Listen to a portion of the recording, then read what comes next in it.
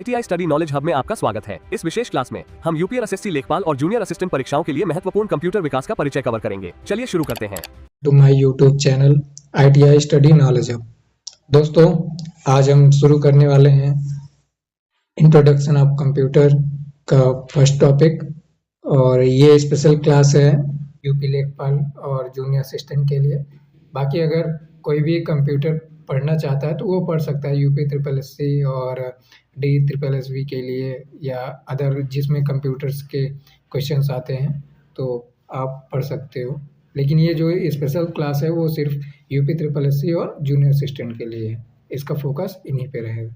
तो दोस्तों, देर न करते हुए हम शुरू करते हैं। ये है कि कंप्यूटर क्या है, कंप्यूटर बेसिकली होता क्या है। तो दोस्त, कंप्यूटर शब्द की उत्पत्ति लैटिन भाषा के कंप्यूटर शब्द से हुई थी, जिसका अर्थ है गणना करना यानी कैलकुलेशन। यह एक इलेक्ट्रॉनिक उपकरण है जो डेटा को इनपुट के रूप में लेता है, उसे प्रोसेस करता है और अर्थपूर्ण परिणाम मीन्स आउटपुट देता है। दोस्त, आउटपुट का मतलब रिजल्ट देता है। और सबसे पहले डेटा क्या होता है? ये डेटा मतलब इंस्ट्रक्शन जो हम लोग इनपुट देते हैं, है ना, उसे हम लोग क्या बोलते हैं? डेटा। और उसके बाद जो प्रोसेस होता है, मतलब जो डेटा होता है उसको जानकारी में बदलता है। हम कोई डेटा इनपुट किए, उस पर जो प्रोसेस होता है ना, डेटा को जानकारी में बदलना क्या कहलाता है? प्रोसेसिंग। और तीसरा क्या होता है? सूचना, है ना, अर्थपूर्ण परिणाम, मतलब आउटपुट, एक मीनिंगफुल आउटपुट देता है हमें। अब कंप्यूटर की कार्य प्रणाली क्या होती है? कंप्यूटर किस प्रणाली पे कार्य करता है, कैसे वर्क करता है ना। तो सबसे पहले अभी हमने आपको बताया ना, इनपुट लेता है डेटा, प्रोसेस, फिर आउटपुट, है ना। तो सबसे पहले क्या करता है? ये इनपुट लेगा। इनपुट लेगा मतलब हम लोग इनपुट देंगे, है ना, डेटा देंगे, इंस्ट्रक्शन देंगे, है ना। उसके बाद उस डेटा पे क्या होगा? प्रोसेस होगा, मीन्स प्रोसेसिंग होगा, है ना। प्रोसेसिंग के बाद आता है आउटपुट, हमें रिजल्ट मिलेगा। क्या मिलेगा? रिजल्ट मिलेगा। फिर उसके बाद वो जो रिजल्ट मिलेगा उसको हम स्टोरेज में सेव कर सकते हैं, है ना। तो दोस्तों, अगर हम सिंपली भाषा में कहें तो कंप्यूटर की जो कार्य प्रणाली होती है IPO होती है। IPO मतलब इनपुट, प्रोसेसिंग, आउटपुट। S हमने इसलिए इसमें ऐड किया है कि S मतलब स्टोरेज, है ना। उसके बाद स्टोर होता है। ये होता है कंप्यूटर प्रणाली की साइकिल। अब इसमें एक बात याद करने वाली है, जैसे कंप्यूटर इस 4 चरणीय IPOS चक्र के माध्यम से कार्य करता है। हर कार्य इसी प्रक्रिया से गुजरता है, चाहे। तो दोस्त, आगे जाने चार्ल्स बेबेज के बारे में। चार्ल्स बेबेज कौन थे? इन्हें कंप्यूटर का जनक कहा जाता है। इनका जन्म लंदन में हुआ था 26 दिसंबर 1791 में, और मृत्यु हुई थी 18 अक्टूबर 1871 में। इनके जो प्रमुख योगदान रहे हैं वो डिफरेंस इंजन इन्होंने बनाया था, जो गणितीय तालिकाओं की गणना करने के लिए था। और दूसरा इन्होंने बनाया था एनालिटिकल इंजन, जो आधुनिक कंप्यूटर का पहला डिजाइन था, जिसमें CPU मेमोरी और प्रोग्रामिंग की अवधारणा भी थी। इसमें क्या था? प्रोग्रामिंग का कॉन्सेप्ट था। इनका जो महत्व है, उन्होंने दिखाया कि मशीनें केवल गणना नहीं बल्कि किसी भी तार्किक मतलब लॉजिकल वर्क को कर सकती हैं। उन्होंने जो कंप्यूटर बनाया था जिसमें प्रोग्राम की ज़रूरत पड़ी थी, है ना, प्रोग्रामिंग का कॉन्सेप्ट था। तो उसमें जो प्रोग्राम लिखी थी उसको किसने लिखा था? एडा लवलेस ने। इसीलिए इनको क्या कहा जाता है? पहली महिला प्रोग्रामर। ये कौन थी? 19वीं सदी की ब्रिटिश गणितज्ञ और कवि लॉर्ड बायरन की पुत्री। इनका जन्म 1815 में हुआ था। योगदान की बात करें, इनके ऐतिहासिक योगदान की बात करें तो चार्ल्स बेबेज के एनालिटिकल इंजन के लिए पहला एल्गोरिथम लिखा था। इसे विश्व का पहला कंप्यूटर प्रोग्राम माना जाता है। जो इन्होंने एल्गोरिथम लिखा था, इसे विश्व का पहला कंप्यूटर प्रोग्राम माना जाता है। इनकी दूरदर्शिता क्या रही? उन्होंने कंप्यूटर की क्षमता को केवल गणना से परे देखा। संगीत, भाषा और विज्ञान में उनकी संभावनाएं पहचानी, है ना दोस्तों। कि आगे इसमें क्या क्या हो सकता है, कैलकुलेशन के अलावा भी हम इसमें क्या कर सकते हैं। अब हम बात करेंगे कंप्यूटर की जनरेशन के बारे में। अब अभी तक अगर हम देखें तो 5 जनरेशन हैं, first generation, second generation, third, fourth and fifth generation. तो प्रथम जनरेशन में क्या था, वैक्यूम ट्यूब का उपयोग होता था। ये 1942 से 1955 तक रहा। ये बड़े आकार के कंप्यूटर थे, अधिक गर्मी वाले। इसमें खासकर इनैक, यूवीनैक कंप्यूटर रहे। इनैक का फुल फॉर्म होता है electronic numerical integrator and computer. UNIVAC का फुल फॉर्म होता है यूनिवर्सल ऑटोमेटिक कंप्यूटर। यह कंप्यूटर कॉमर्शियल उपयोग के लिए बनाया गया था। कौन सा, यूवीनैक। दोस्त ये यूपी ट्रिपल एससी का पिछले वर्षों में क्वेश्चन भी रहा है, यूवीनैक का फुल फॉर्म, और ये किस कार्य के लिए बनाया गया था, तो कमर्शियल वर्क के लिए बनाया गया था। द्वितीय पीढ़ी, ये कब से कब रहा, 1956 से 1964। इसमें ट्रांजिस्टर का प्रयोग होता था। जो ट्रांजिस्टर होते हैं वो छोटे और तेज होते हैं। अब आते हैं हम तृतीय पीढ़ी पे। दोस्त तृतीय पीढ़ी क्या थी, तृतीय पीढ़ी में आईसी का यूज होता है। आईसी का मतलब इंटीग्रेटेड सर्किट। अब ये 1964 से लेके 1970 तक रहा।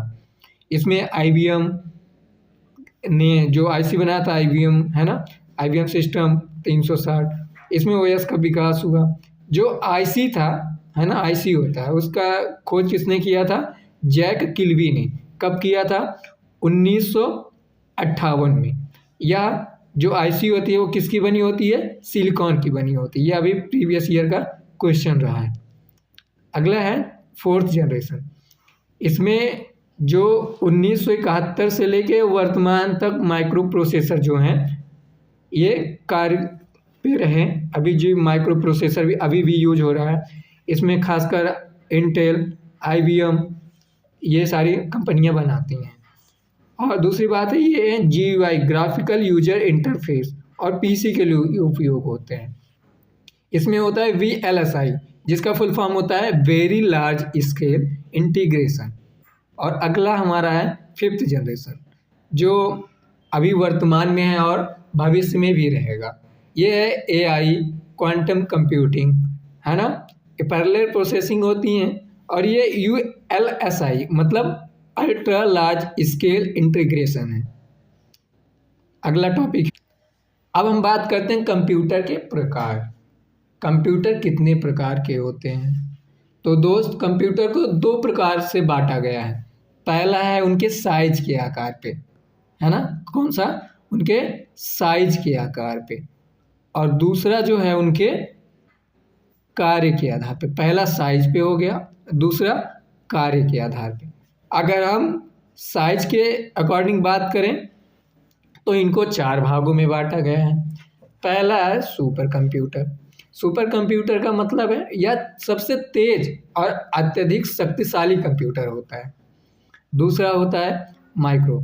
माइक्रो का मतलब समझ रहे हैं, छोटा, है ना, तो यह व्यक्तिगत उपयोग के लिए छोटे कंप्यूटर हैं, ये पर्सनल उपयोग के लिए होते हैं छोटे कंप्यूटर। दूसरा होता है मिनी, मध्यम क्षमता वाले, छोटे संगठनों के लिए होता है, जो स्मॉल ऑर्गेनाइजेशन होते हैं उनके लिए होता है।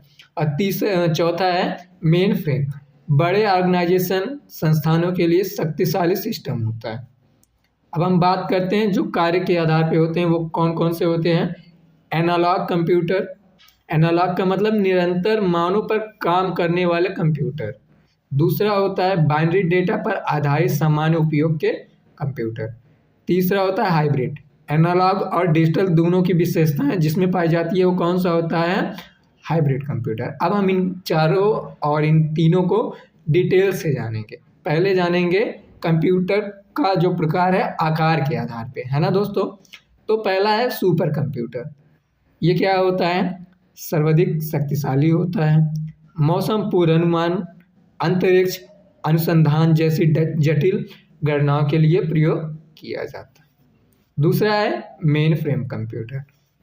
यह बड़े ऑर्गेनाइजेशन जैसे बैंकों में एक साथ 1000 उपयोगकर्ताओं को सेवा देने में सक्षम होता है। अगला है मिनी कंप्यूटर, मध्यम आकार के व्यवसाय व सरकारी विभागों के लिए उपयुक्त होता है। अगला है माइक्रो कंप्यूटर, जिसे पीसी कहा जाता है ना, पर्सनल कंप्यूटर, व्यक्तिगत उपयोग के लिए डेस्कटॉप, लैपटॉप, टैबलेट सभी इसी श्रेणी में आते हैं। जो हम लोग टैबलेट यूज करते हैं, लैपटॉप यूज करते हैं, डेस्कटॉप यूज करते हैं, पीसी यूज करते हैं, ये कौन से होते हैं? माइक्रो कंप्यूटर होते हैं। अब हम देखेंगे इनके कार्य के आधार पे। कार्य के आधार पे 3 प्रकार के होते हैं। पहला एनालॉग कंप्यूटर, भौतिक मात्राओं को मापता है, उदाहरण थर्मामीटर, स्पीडोमीटर। अगला है डिजिटल कंप्यूटर, जो 0 और 1 में काम करता है, यानी बाइनरी में, उदाहरण पीसी, लैपटॉप, स्मार्टफोन। अगला है हाइब्रिड। हाइब्रिड का मतलब होता है जिनमें एनालॉग और डिजिटल दोनों के गुण होते हैं। जैसे अस्पताल में उपकरण होते हैं, वो एनालॉग और डिजिटल दोनों वाले होते हैं, है ना।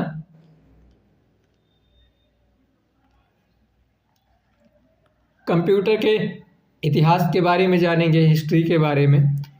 तो एबेकस का नाम आप लोग ने सुना होगा। यह विश्व का प्राचीनतम गणना यंत्र, गणित की नींव रखने वाला कंप्यूटर रहा है। इनैक 1945 में निर्मित पहला इलेक्ट्रॉनिक डिजिटल कंप्यूटर रहा है। आगे बात करेंगे माइक्रो प्रोसेसर की।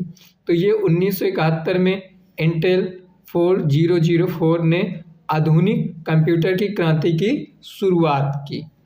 अब और भी कंप्यूटर्स हैं, उनके बारे में जानेंगे। अबेकस के बारे में अभी हमने आपको बताया।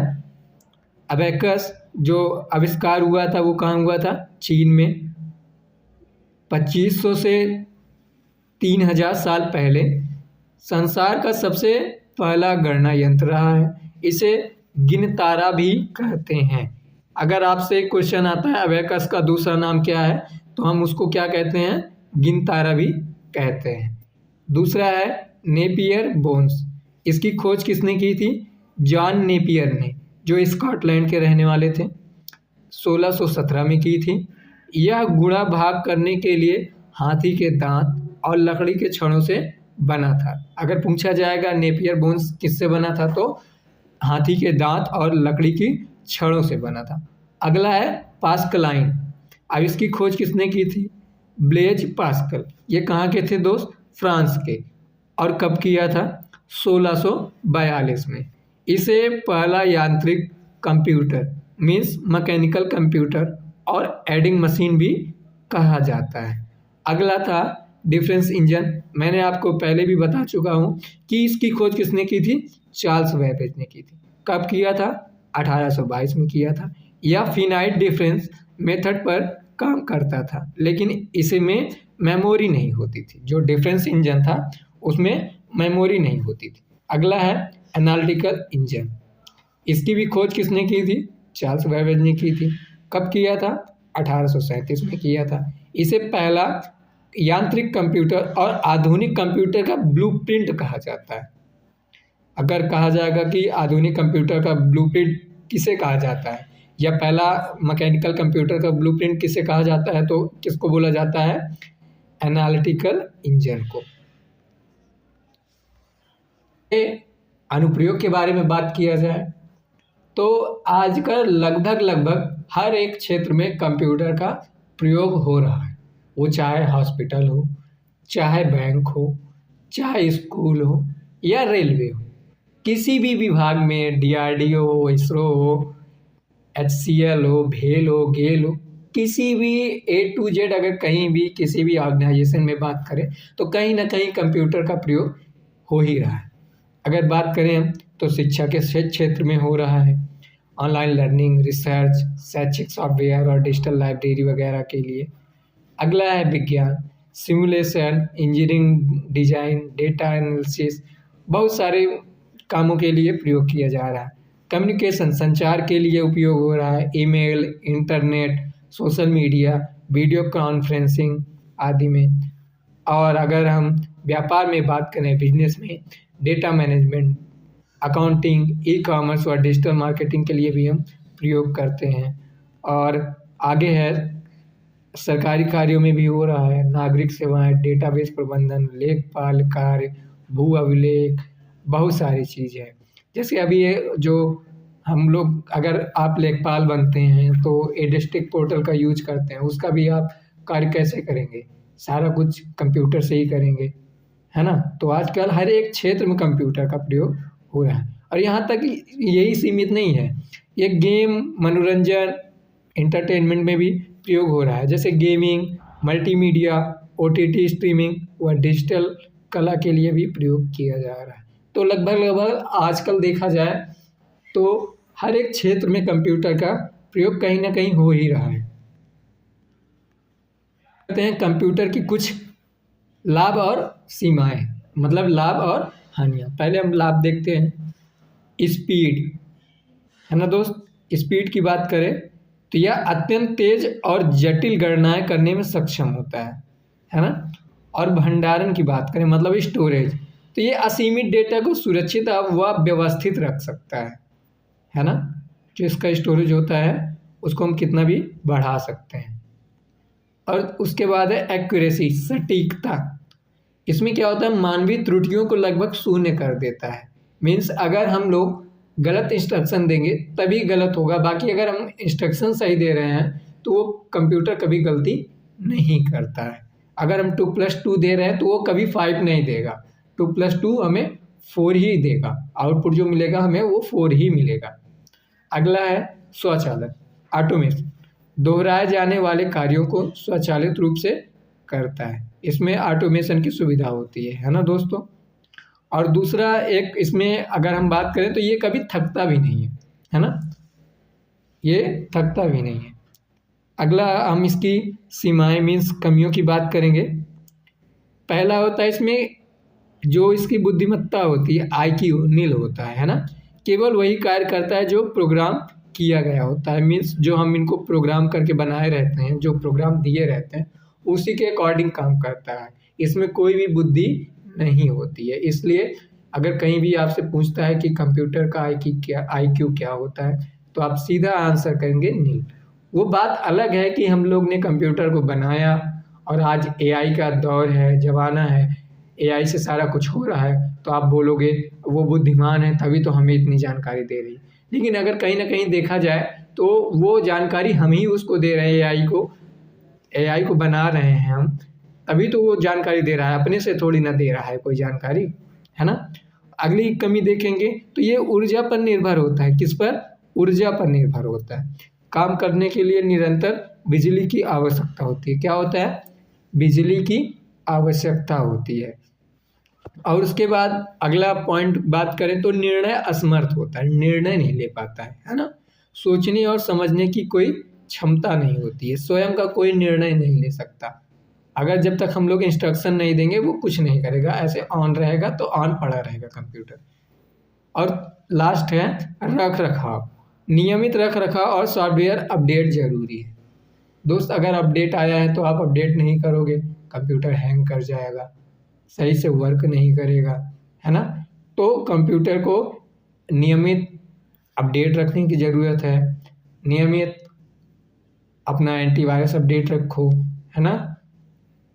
तो ये सारी कंप्यूटर की बेसिक्स जानकारी थी, कंप्यूटर का इंट्रोडक्शन और हिस्ट्री था।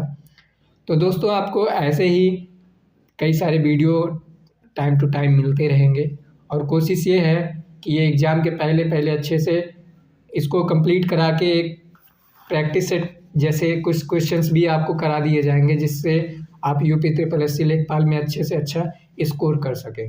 तो दोस्त ऐसे ही वीडियो देखने के लिए हमारे चैनल को सब्सक्राइब करिए। अगर वीडियो पसंद आया हो तो वीडियो को लाइक करिए। Thank you.